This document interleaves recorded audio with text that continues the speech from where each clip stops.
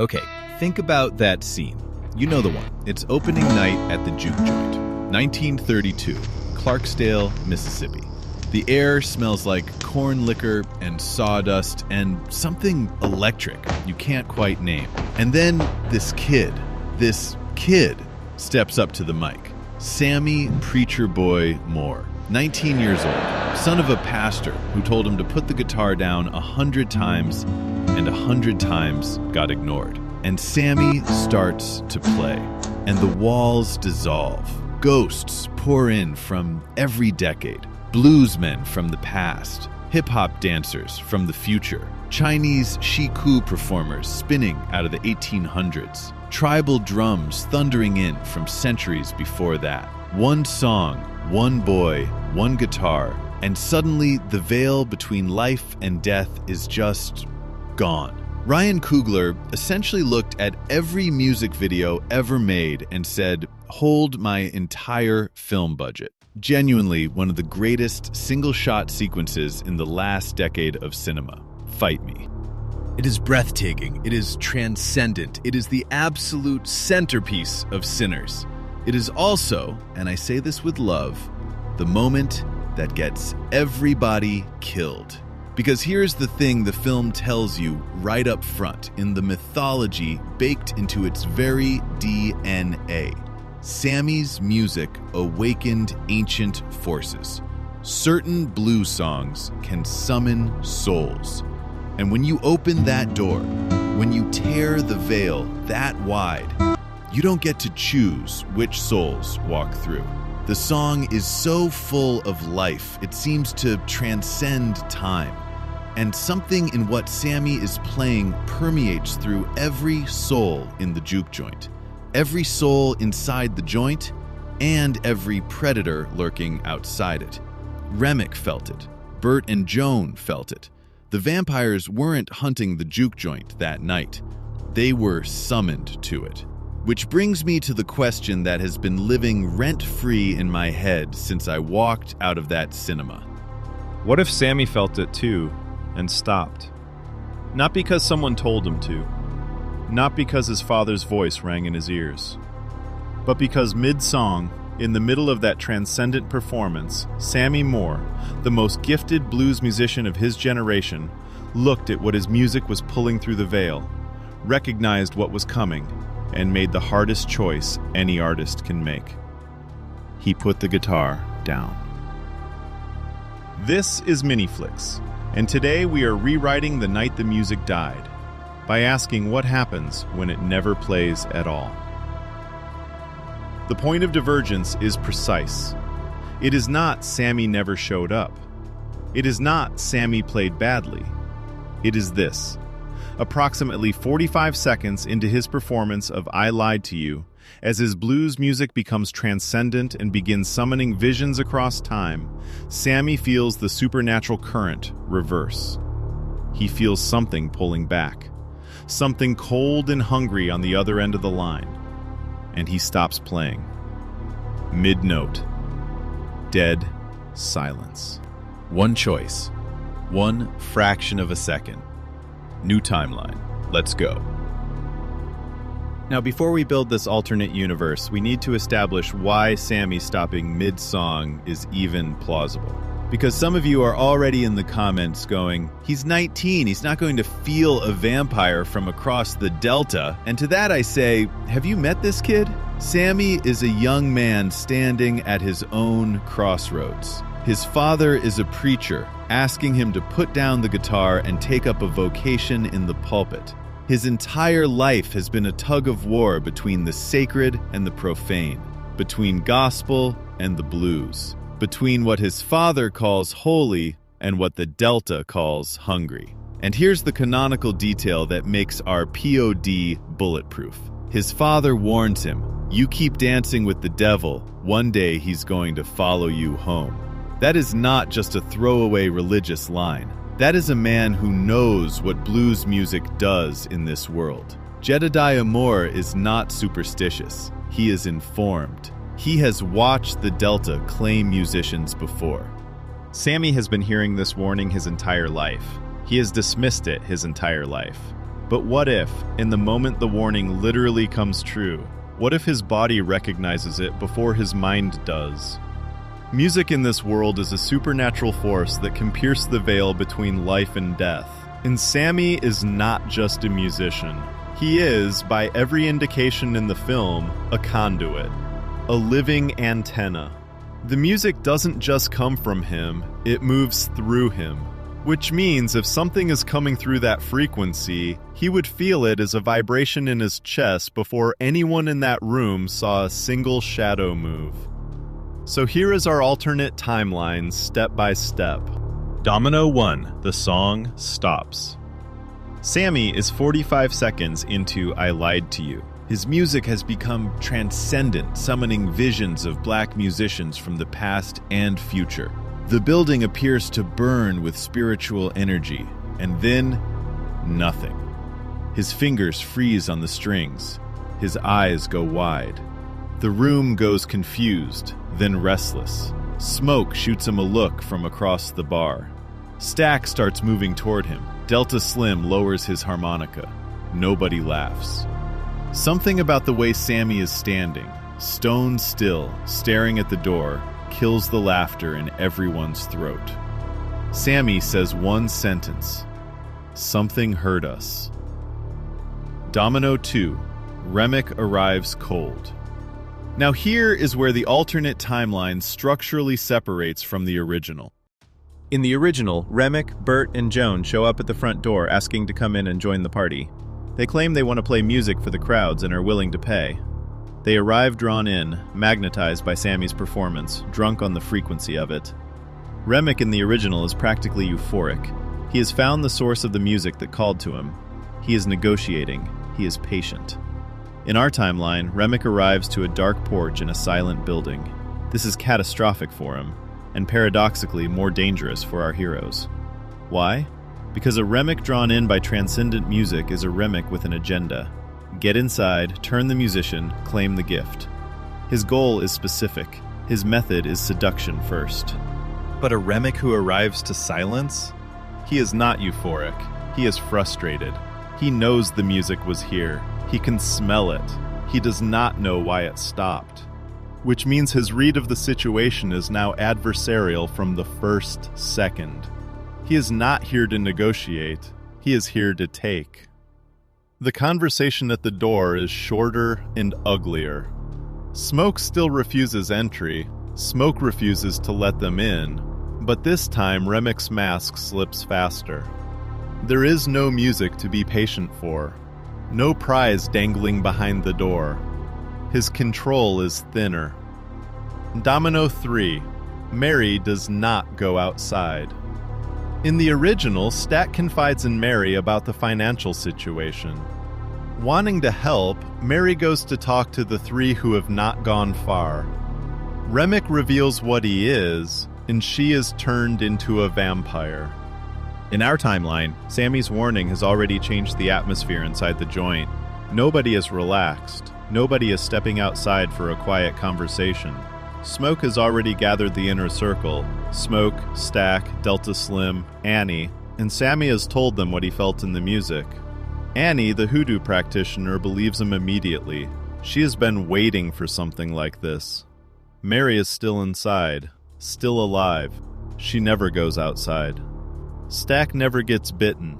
The chain reaction that dismantles the twins from the inside, the infiltration through intimacy, through trust, through a face Stack loves, never happens. Domino 4. Annie gets to work. This is the pivot that turns our alternate timeline from survival story into something far more interesting. Annie is a hoodoo practitioner. In the original film, she is largely reactive, cooking, grieving, responding to the chaos as it unfolds. She never gets the time to operate. The vampires are inside before she can prepare. In our timeline, they have a window. Sammie's warning bought them minutes, maybe 20 minutes, maybe less. Annie does not waste them. She knows what vampires are in this mythology. She knows the rules. And crucially, she knows that an uninvited vampire cannot enter without consent. The joint's threshold is currently holding. Every door is sealed, every window latched. The building is, for the moment, a fortress. Annie begins laying hoodoo protections, salt lines, red brick dust across the threshold, a real practice in African American folk magic, historically used to ward off evil. She works fast and she works mean. And Delta Slim, old enough to have seen things in the Delta nobody talks about sober, picks up his harmonica and begins playing something low and counter-rhythmic. Not Sammie's music, the opposite of Sammie's music. A closing song instead of a summoning. Remmick, outside, staggers back a step. He did not expect resistance of this kind. Domino 5, The Standoff, and Remmick's Reveal. Here is where canon lore gives us our most explosive alternate timeline beat. In the original, Remmick eventually gets inside through Mary. In our timeline, he cannot. And a vampire who cannot enter in front of a crowd who won't break will eventually resort to the one thing he has left: rhetoric. Remmick reveals his past, that he was from an Ireland that was colonized by the British centuries ago, making him one of the oppressed who became an oppressor. In the original, this monologue comes mid-fight, half ignored, the film tossing it in like a grenade. In our timeline, with a locked door between them, Remmick talks. And this is devastating in a different way. Because he is speaking directly to Smoke and Stack, two black men from Mississippi who worked for white gangsters in Chicago to survive. Two men who understand better than anyone what it means to be made monstrous by a world that never gave you another option. Remmick is not just playing on their sympathy, he is presenting himself as a mirror. I was colonized, I was consumed, and now I consume. Isn't that what this country did to you? Stack almost opens the door. Smoke stops him. One hand on his brother's arm, one look, and Stack steps back. But the fact that it nearly worked? That is the alternate timeline's darkest beat, and its most honest one. Now we build to the ending. And I want to be clear, this alternate climax is not a clean victory. This is not Smoke and Stack high-fiving over ash piles while the Delta sun rises golden behind them. This is Sinners. Nobody gets out clean. Here's how the night ends in our timeline. Remmick cannot enter the joint, but he is not alone and he is not patient. By midnight, he has turned Cornbread because Cornbread goes outside to check on the horses and Remmick is waiting in the dark for exactly that moment. Some things you cannot stop. The Delta is going to take its due. Cornbread knocks, asks to come back in. The others find this strange behavior and refuse. Same as the original, but now they refuse with context. They know Cornbread is gone. Remmick's patience finally breaks. He sends Bert and Joan to the sides of the building. He begins dismantling the physical structure, pulling boards from the walls, trying to create an opening that isn't a door or a window, something he was never technically refused entry through. It's a loophole in the vampire mythology, and Remmick, who has survived centuries, has found every loophole there is. Inside, Annie is recalculating. Her protections cover doors and windows. They do not cover a vampire tearing the wall open with his bare hands. She turns to Sammie, and she says what nobody has ever said to him before, not even his father. The music is not evil.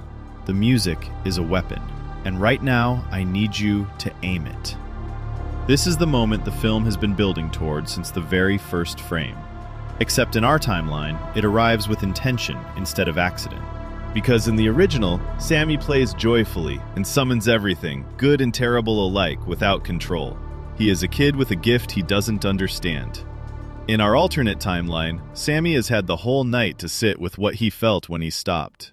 He has felt the cold thing on the other end of the frequency. He has had time to be angry about it, about what it wanted, about what it was willing to take from this room full of people who finally, for one night, were supposed to be free. Sammie picks up his guitar, and he plays it Remmick. Not the transcendent, time-piercing music from the performance. Something different. Something older and harder and deliberate. The kind of blues that doesn't open doors, it closes them. Delta Slim joins in, and Perline's voice rises above the building, and what happens next is something the film's mythology only hints at. The possibility that Sammie's gift works in reverse. The souls that Sammie's music can summon, he can send them back. And a vampire is, at the end of the day, a soul that refused to go. Outside, Remmick stops tearing at the wall. He turns toward the sound. His face, for the first time in centuries, shows something that looks almost like fear. The alternate climax is a musical exorcism, not a fistfight, not a shootout, a contest of frequency, of will, of which direction the river of death runs tonight. Remmick throws everything at the building. Wind, Cornbread, Bert and Joan battering the walls. And inside, Sammie plays harder, Slim's harmonica keening, Perline's voice cracking on the high notes, and Annie's hands moving over her work like she is stitching the night itself shut. At the peak of it, Sammie's guitar string snaps, one string, the highest one. And in the silence of that snap, Remmick takes one step toward the door. Stack shoots him, through the wall, blind, 3 times. And Remmick falls.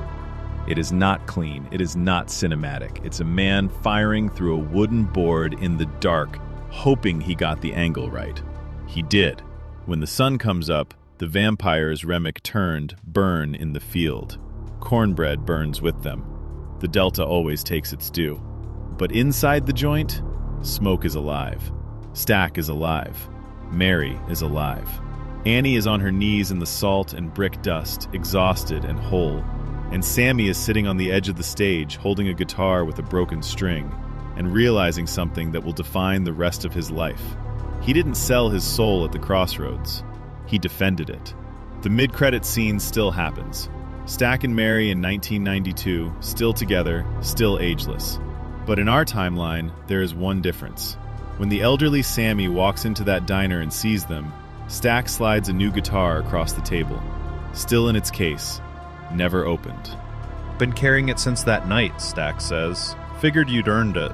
Sammie opens the case, looks at it for a long time. He smiles. You know what I'm going to play? Stack leans back. Something that closes doors. So what does this alternate timeline actually prove? Because this is Mini-Flicks, we don't just blow up universes for fun. Well, we do, but we also do the thesis. Here is the real argument hiding inside our what if. Ryan Coogler Sinners is, at its core, a film about what happens when black joy becomes a target. Sammie's music connects past, present, and future generations. It is a celebration, a reclamation, an act of cultural defiance in the middle of Jim Crow Mississippi. And the horror of the film is that this joy, this gorgeous, world-cracking, time-piercing joy, is precisely what makes them visible to the predators. The film's thesis is devastating. The things that make you most alive are the things that make you most vulnerable. But our alternate timeline proposes a counter-thesis. It asks, what if the gift, fully understood, is also the shield? What if the musician who knows what his music does, who has sat with its power in the dark and chosen to aim it, is not just a conduit, but a guardian? The film's final moments show Sammie refusing to destroy his broken guitar, even as his father demands it. In the original, that refusal is defiant and a little reckless. He is choosing his art over his safety, his calling over his survival.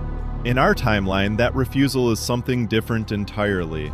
He is not choosing the music despite the danger. He is choosing it as the answer to the danger. The blues, in Coogler's world, is not the devil's music. It never was. It is just music powerful enough that the devil wants it. And the difference between Robert Johnson's Legend, a man who gave his gift to darkness, and Sammie Moore is that Sammie learned what he had in time to protect it. One choice, mid-song, 45 seconds in, everything changes. So here's my question for you, and I want this in the comments. I need this in the comments. If you were Sammie in that moment, mid-performance, feeling something cold and ancient on the other end of your music, Do you stop? Do you trust the warning and pull back? Or do you keep playing because maybe the joy is worth the risk? Maybe the freedom of that one transcendent moment justifies whatever walks through the door. Because that is not just a film question. That is a human question. And Ryan Coogler knew it when he wrote it. But hey, that's just a theory. A mini flicks theory. Thanks for watching.